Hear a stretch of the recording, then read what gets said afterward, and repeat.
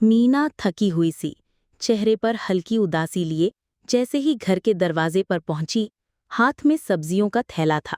दरवाजा खोलते ही उसकी सास शांता देवी गुस्से में बोली, इतनी देर कहाँ लगा दी? कब से इंतजार कर रही हूँ, घर में सब काम रुका पड़ा है। मीना ने गहरी सांस लेकर थैला टेबल पर रखा और बोली, मम्मी जी, हॉस्पिटल में बहुत भीड़ थी, डॉक्टर ने टेस्ट लिखे थे, वही करवा कर आई हूँ। शांता देवी ने तुनक कर कहा, हॉस्पिटल का बहाना मत बना, घर की जिम्मेदारी तो तुझे ही निभानी पड़ेगी। सब्जियां तो ले आई ना? मीना बोली, हाँ, थैले में सब है। शांता देवी ने कुछ सब्जियां अलग करते हुए कहा, आज आलू गाजर का सब्जी बना और कल सुबह से ही पकवान तैयार कर लेना। कल मोहन और प्रिया जा रहे हैं, सब कुछ बढ़िया होना चाहिए।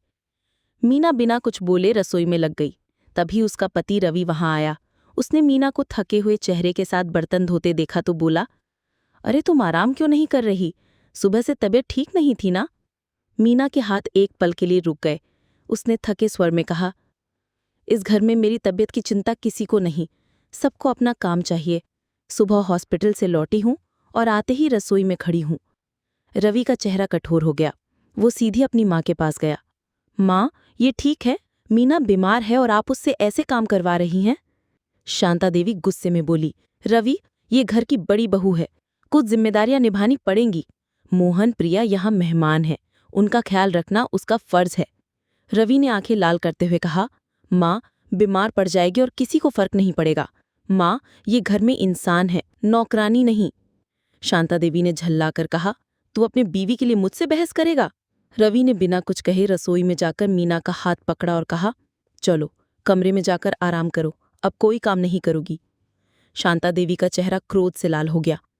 ये सब इसीलिए हो रहा है क्योंकि मोहन और प्रिया आए हैं, इसे अपनी देवरानी का आना पसंद नहीं। रवि ने पलटकर कहा, माँ, आपने कहा मोहन और प्रिया मेहमान हैं, ये घर उनका भी है, वो क्यों सिर्फ आराम करे? रवि मीना को कमरे में ले गया। मीना बिस्तर पर लेट गई। उसकी आंखों में हल्के आंसू थे। रात का समय था, सब खाने की मेज पर बैठे थे। मीना कमरे में थी। अचानक बाहर से चीखने की आवाज आई। सब लोग दौड़कर बाहर आए। आंगन के कोने में रखा पेंट्री बॉक्स खुला पड़ा था, जिसमें दादी के जेवर रखे थे। बॉक्स खाली था। शांता देवी चीख पड़ी, अरे मेरे गहने सब गायब!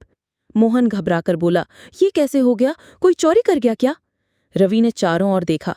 दरवाजे खिड़कियां सब अंदर से बंद थे। चोरी करने वाला बाहर से नहीं आ सकता था। शांता देवी ने शक की नजर से मीना के कमरे की ओर देखा और बोली, जब से ये आई है घर में परेशानियां ही बढ़ी हैं, पता नहीं इसे क्यों भरोसा करें। रवि गुस्से में बोला, माँ, आप मीना पर शक कर रही हैं? उसने सुबह से एक कदम भी बाहर नहीं रखा। तभी रवि की नजर मोहन पर पड़ी। मोहन का चेहरा पसीने से भीगा था। मोहन, तू इतना घबराया क्यों है? भाई, मैं तो बस। रवि को कुछ गड़बड़ लगी। उसने मोहन का बैग उठाया। बैग का चेन आधा खुला था। उसमें से सोने का कंगन झांक रहा था। शांता देवी के पैरों तले जमीन खिसक गई। मोहन, ये तूने? मोहन के चेहरे पर अपराध बोध था। माँ, प्रिया की मेडिकल रिपोर्ट खराब आई है, बहुत पैसे की जरूरत थी, मैंने सोचा कोई ध्यान नहीं देगा। शांता देवी का चेहरा पीला पड़ गया। उन्होंने कांपते हुए मीना की ओर देखा। मैंने तुम पर शक किया, जबकि तुम। मीना आंखों में आंसू लिए बोली, मैं तो हमेशा इस घर को जोड़ने की कोशिश करती हूँ मम्मी जी। मोहन रो पड़ा, भाभी माफ कर दो, मजबूरी थी। रवि ने गुस्से से कहा, जरूरत का मतलब ये नहीं कि चोरी करो। माँ, आज आपने भी मीना को गलत समझा। शांता देवी फूट फूट कर रोने लगी। मीना, मैं तुझसे माफी मांगती हूँ, तो मेरी बेटी जैसी है। मीना के चेहरे पर हल्की मुस्कान आई। उसने शांता देवी को गले लगा लिया।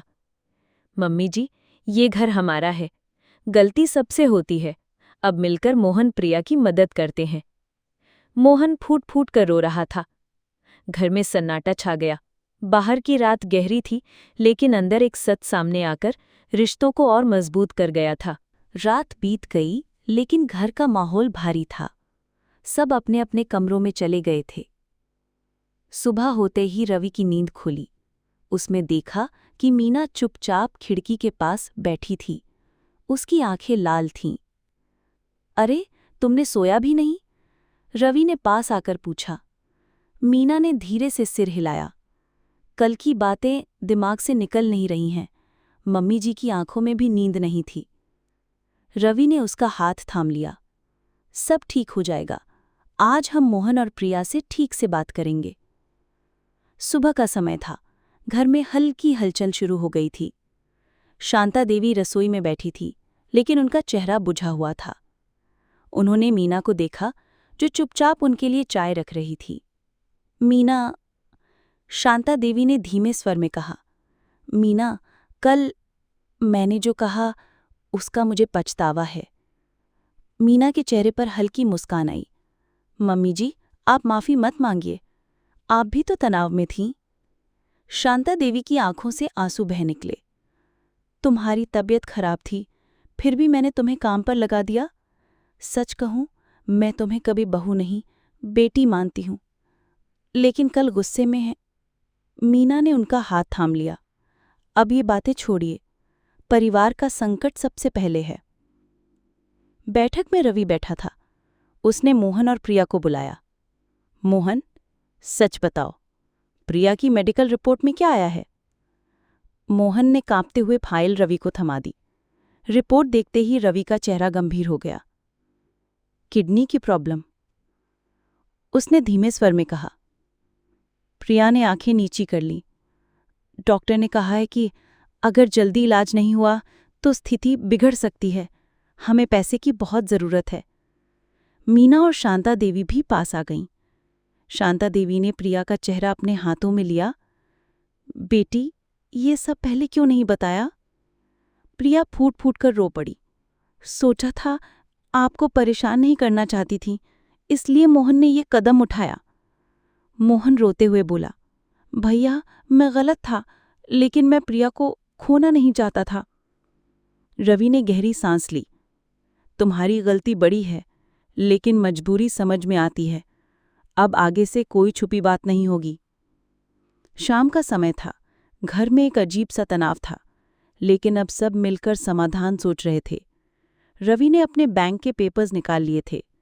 हम इलाज इंतजाम करेंगे, पैसे की टेंशन मत लो, मीना ने प्रिया को गले लगाते हुए कहा। तुम्हारी देखभाल मैं करूंगी।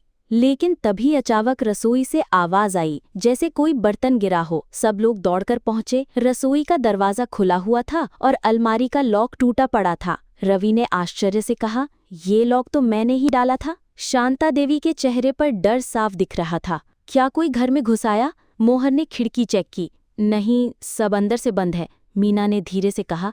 तो इसका मतलब घर के अंदर कोई ऐसा है जो... अचानक प्रिया का चेहरा सफेद पड़ गया। रुको, मुझे लगता है ये कोई बाहर का नहीं। सबकी नजरें उसकी ओर गईं। कल रात जब मैं पानी लेने आई थी, मुझे लगा कोई बैठक में खड़ा था, लेकिन जब मैंने देखा वहां कोई नहीं था। शांता देवी के चेहरे पर पसीना छलक आया। मतलब कोई हमें देख रहा है और मौका मिलते ही अलमारी खोल रहा है। रवि का चेहरा कठोर हो गया। ये सिर्फ चोरी का मामला नहीं है, कोई हमारे घर के अंदर छुपा हुआ है।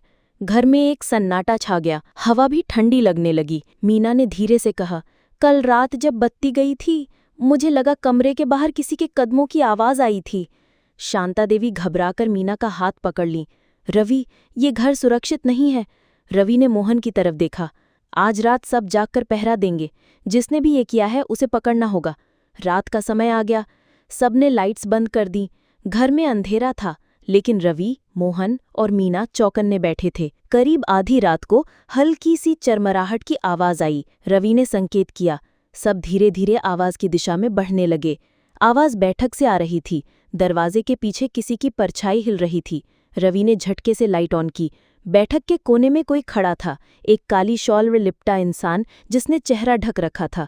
तू कौन है? रवि चिल्लाया। वो शख्स भागने लगा। मोहन ने उसे पकड़ने की कोशिश की, लेकिन वो छूटकर रसोई की तरफ दौड़ा। रवि ने पीछे से पकड़ लिया। चेहरा खींचकर हटाया तो सबके होश उड़ गए। वो कोई बाहर का नहीं, घर का पुराना नौकर रामलाल था, जो सालों पहले काम छोड़कर चला गया था। रामलाल के हाथ में गहनों का छोटा सा थैला था। शांता देवी सदमे में बोली, रामलाल, तू? रामलाल डरते हुए बोला, मुझे पैसों की सख्त ज़रूरत थी। मैंने सोचा कि सब सोए हैं, कोई देखेगा नहीं। रवि ने गुस्से से कहा, हमने तुझ पर भरोसा किया था। रामलाल रोते हुए बोला, मालिक, मेरी बेटी बीमार है, इलाज के लिए। घर में सन्नाटा था। एक के बाद एक सच सामने आ रहे थे। हर चेहरा चौंका हुआ था। बैठक का माहौल भारी था। सबके सामने पकड़ा गया रामलाल फर्श पर बैठा था। उसकी आंखों में आंसू थे और हाथ कांप रहे थे। शांता देवी को यकीन ही नहीं हो रहा था कि उनका वर्षों पुराना नौकर चोरी करते हुए मिला है।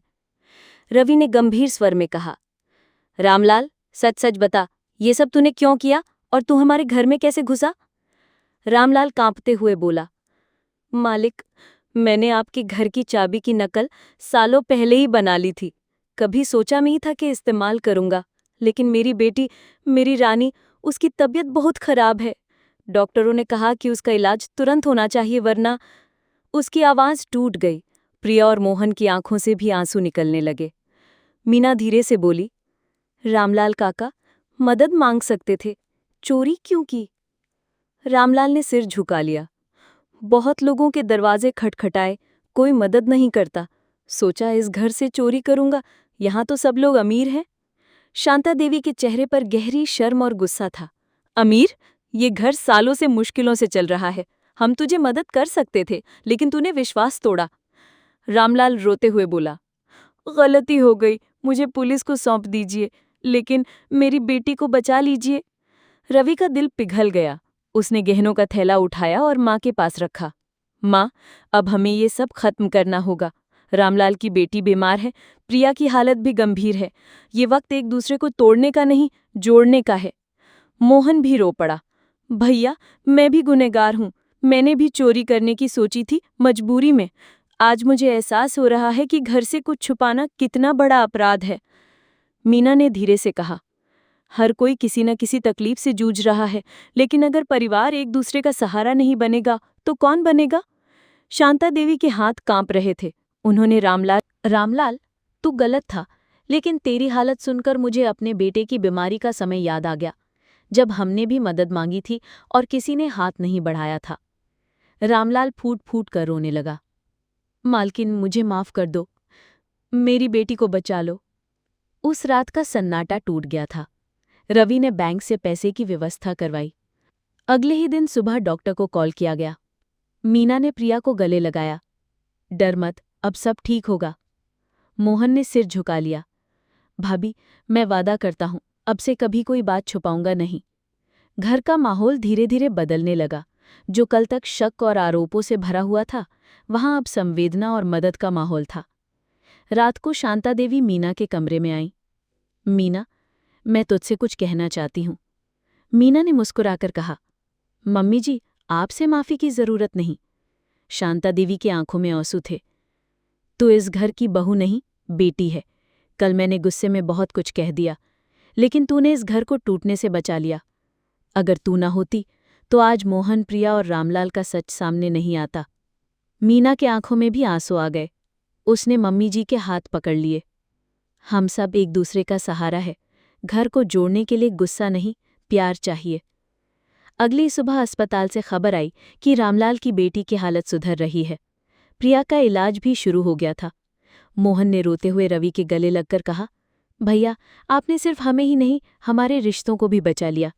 रवि मुस्कुराया, ये सब मीना की वजह से हुआ, जिसने हमें सच का आईना दिखाया। मीना हल्की हंसी के साथ बोली, नहीं, ये सब इसलिए हुआ क्योंकि हम परिवार हैं। अगर हम एक दूसरे का दर्द नहीं समझेंगे तो कौन समझेगा? शाम को भर का आंगन फिर से हंसी की आवाज़ों से गूंज उठा। जो घर कल तक डर और शक से भरा हुआ था, वहां अब प्यार का माहौल था। रामलाल काम छोड़कर नहीं गया, बल्कि अब वो परिवार का हिस्सा बन गया। मोहन और प्रिया ने कसम खाई कि वो कभी किसी बात को छुपाएंगे नहीं। और शांता देवी को भी एहसास हो गया कि बहू और बेटी में कोई फर्क नहीं होता। मीना ने खिड़की से आसमान की तरफ देखा। घर में अंधेरा था, लेकिन दिलों में अब रोशनी फैल चुकी थी।